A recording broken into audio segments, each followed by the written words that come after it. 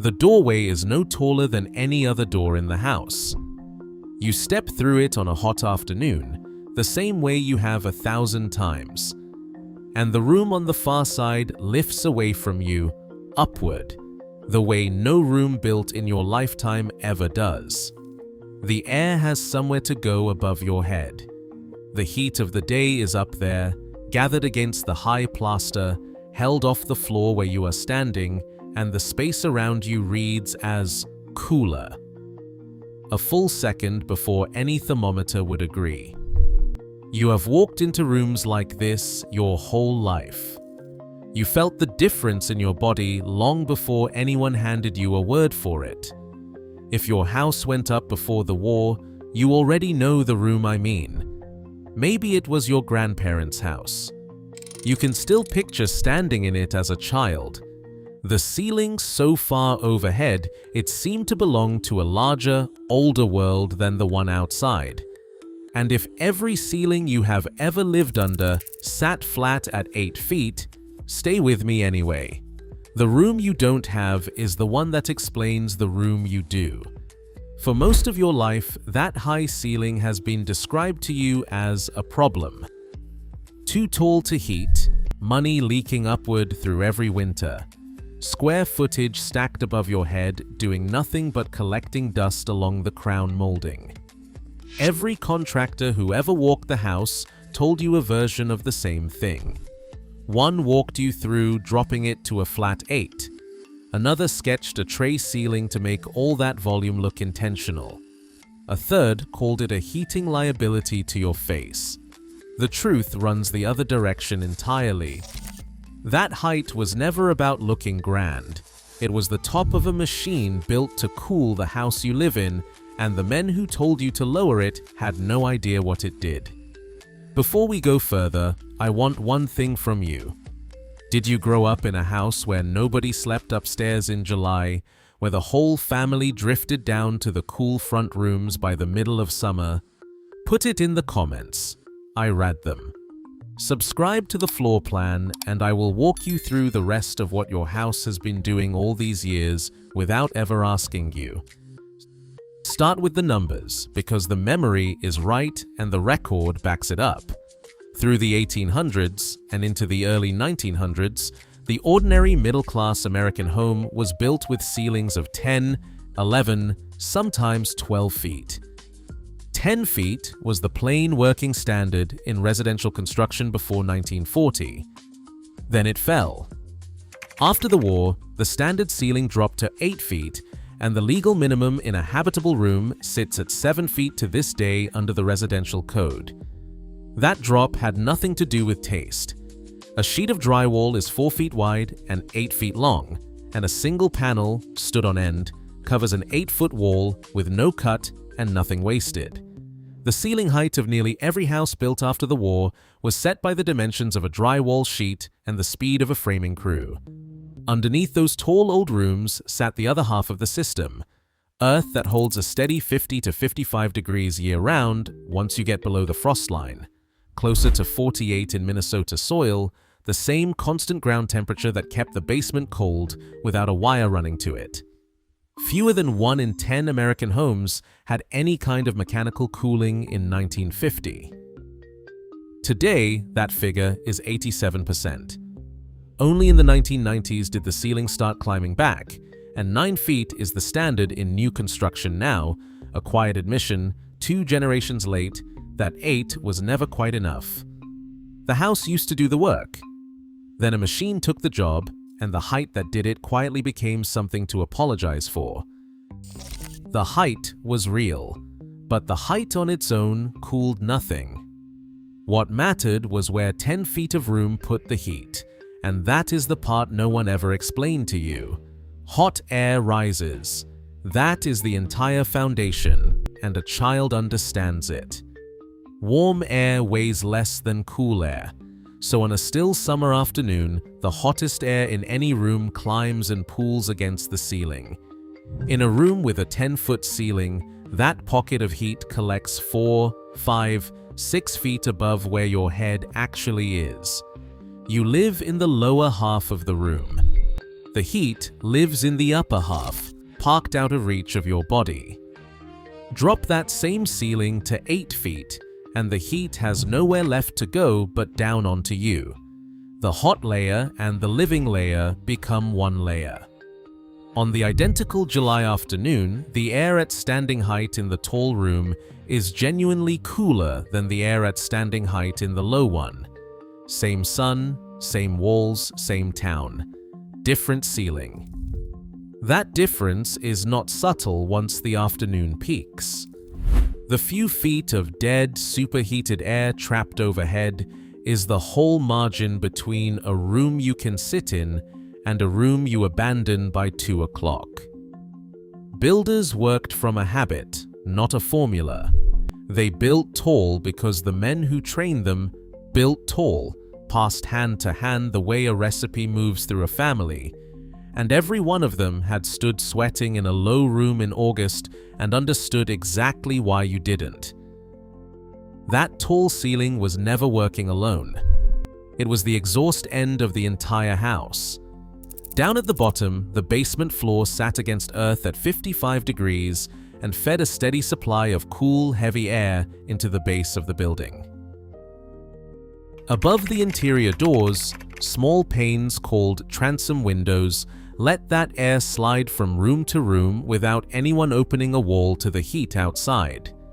A door left open and a transom cracked above it turned 5 separate rooms into one connected airway.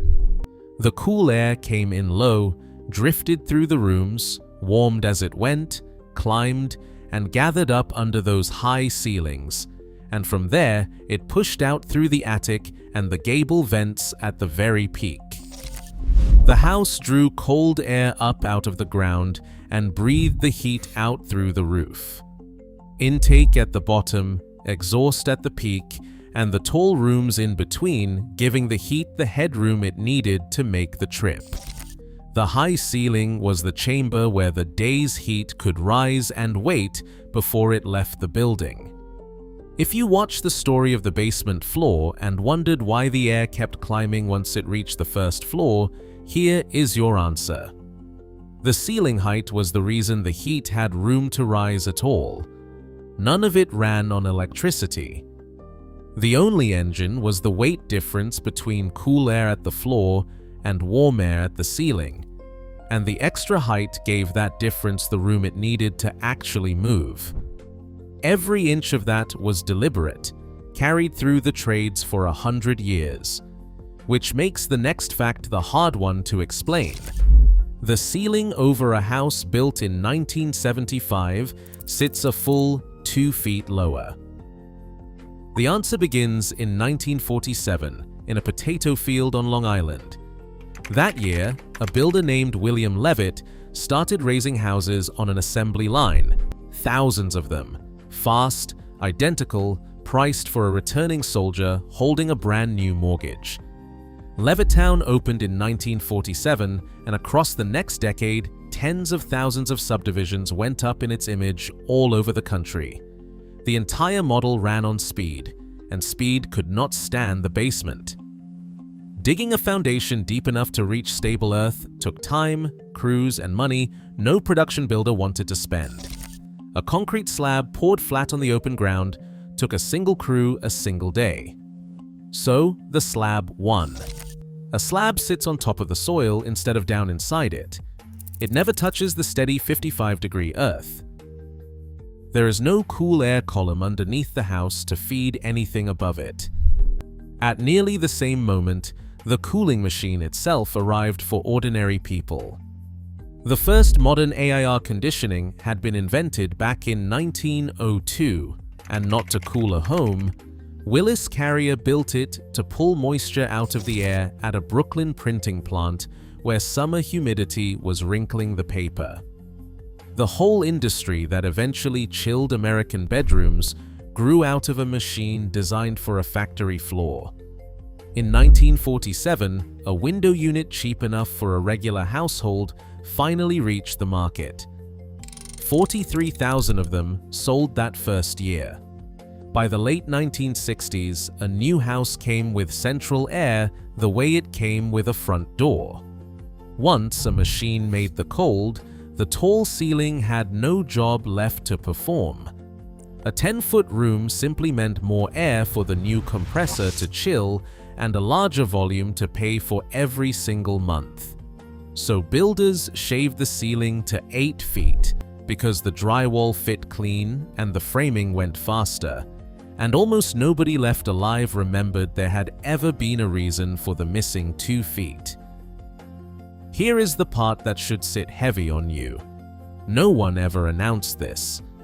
There was no committee that voted to end the tall ceiling or shut down the cool basement.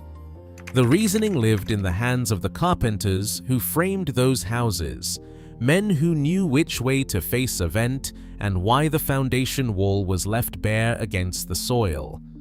That generation worked through the 1950s, retired through the 1960s and 1970s, and carried the understanding out the door with them.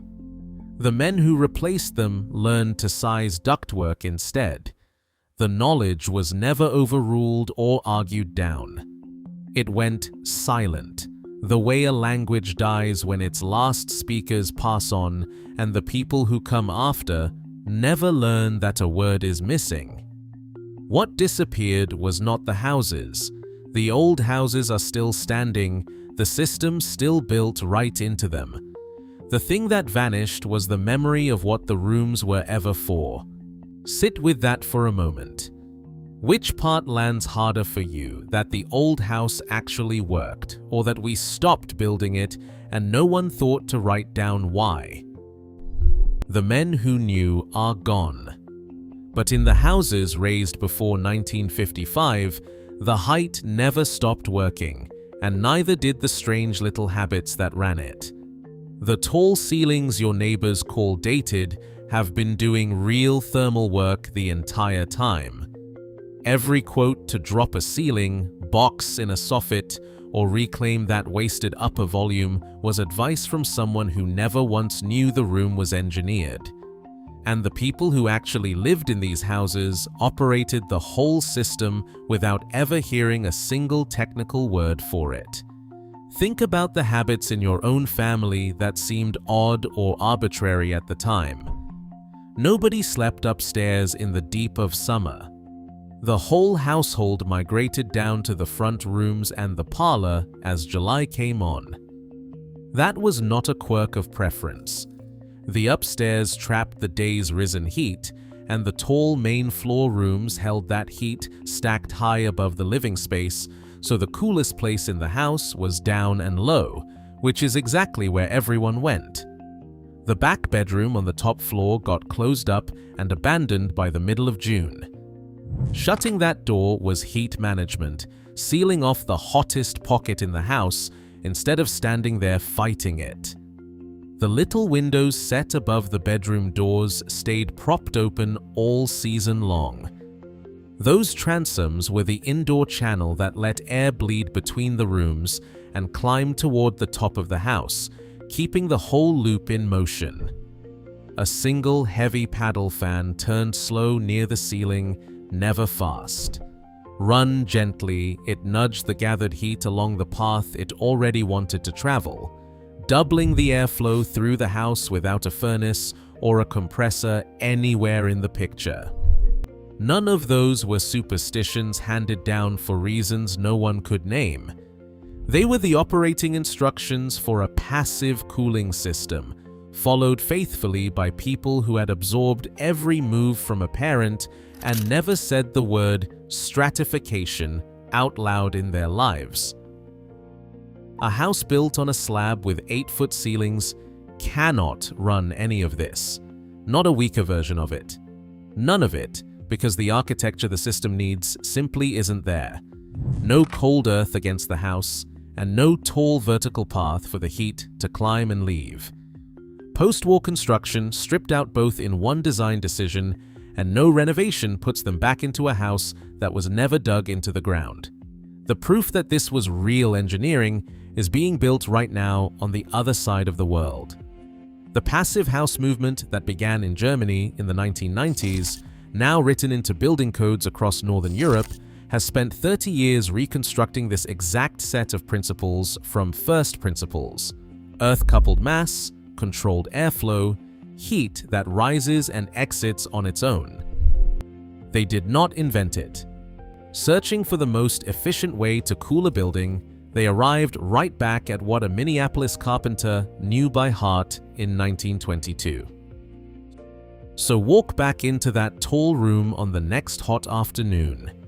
Step through the ordinary doorway into the space that lifts away above your head, the one you have felt your whole life without a name for it. The heat is still climbing off the floor toward that high ceiling, the way it has every summer since the house was built, whether or not a single person inside ever knew to thank it.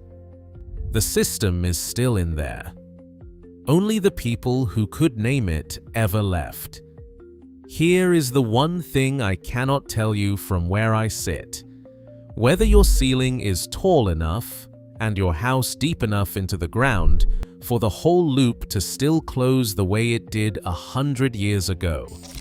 That depends on your rooms, your foundation, and the vents somebody may have sealed shut in 1985. What I can tell you is that the height was never the mistake you were told it was. Look up the next time you stand under it.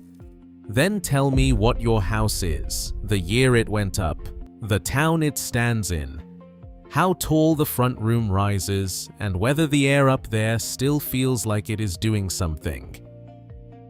If this is the kind of thing you want to understand about the house you actually live in, subscribe to the floor plan.